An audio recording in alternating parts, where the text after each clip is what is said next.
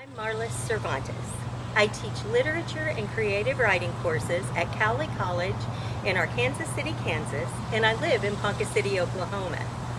I love storytelling and especially writing used as healing or to help you discover more about yourself. I'd like to introduce you to blood memory, a concept made known outside of Indigenous cultures by the Kiowa artist and writer N. Scott Momaday. His idea is that history lives in the body and the heart and is genetically passed down, present in you at birth. I invite you to explore your own blood memories by writing a story from your family's history in first person, like you are living that story yourself. I suggest that you write outside, as Momaday's connections were most often prompted by the outdoors. You'll want to write a story that you only vaguely know, a few details and the dates perhaps, but just a skeleton, so that you will need to use every ounce of empathy you have in order to think what your family member may have thought and feel what they may have felt. Sometimes, the less you know, the more creatively you'll explore. You may want to challenge yourself even further by choosing to write a story of your family that is distinctly different than how your family is today. Look for diversity of experience and explore it. Since you'll be basing your story on your feelings, you'll need some inspiration, which is why I encourage you to write outside and perhaps walk or meditate with nature. Take a camera along as you think about your story. Find an element of nature to provide inspiration. I link important people and places with particular elements in nature. For instance, one set of my grandparents is sand. Another grandmother is anything bright red.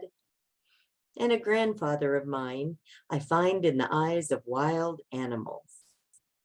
Go outside and take those photographs. Keep those by you to provide that inspiration.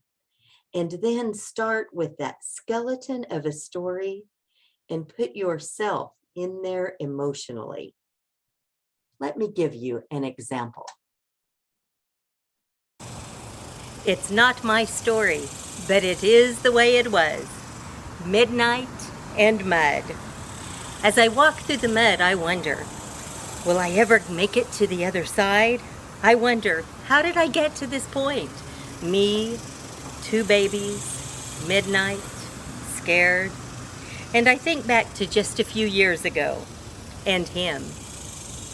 We were poor, but he was hardworking, a farmer, unafraid of labor.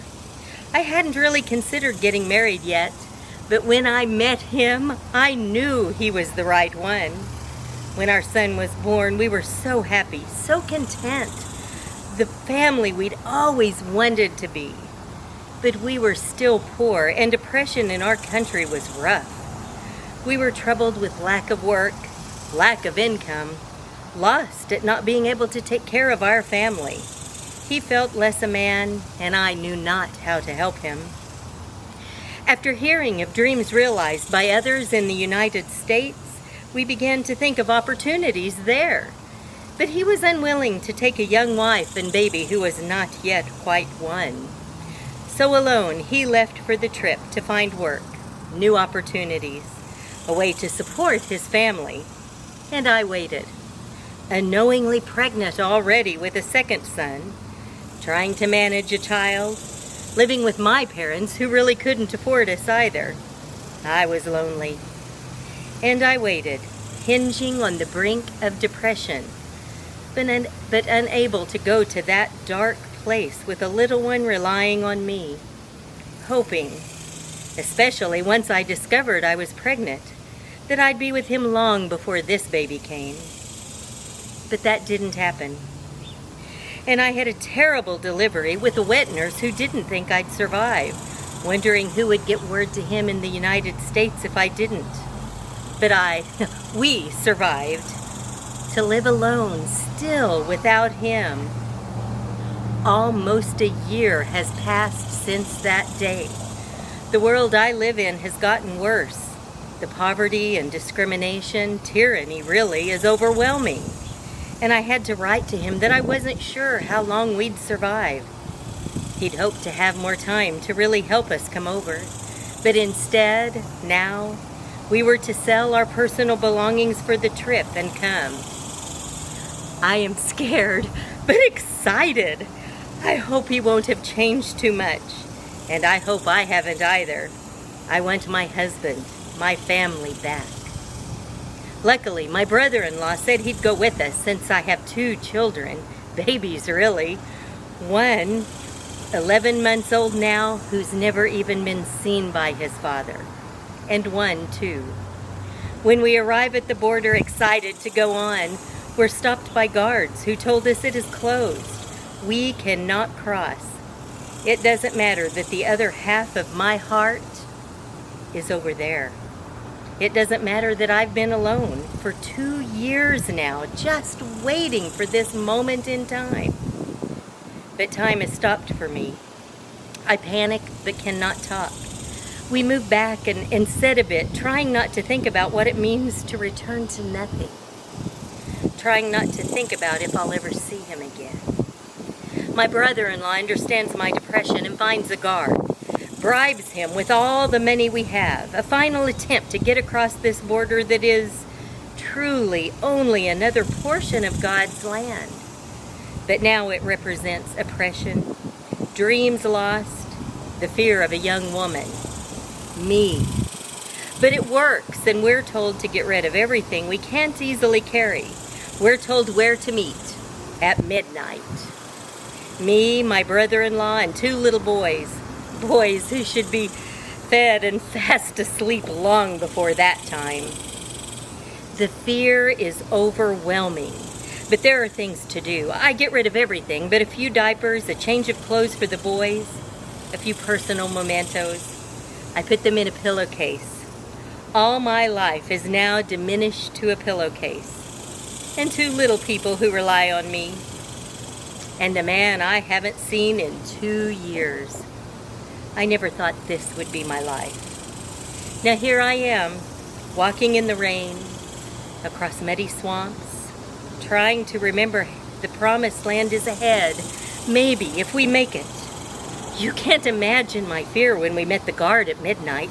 He only then realized how young the boys were, and he said, "You better keep that little one quiet.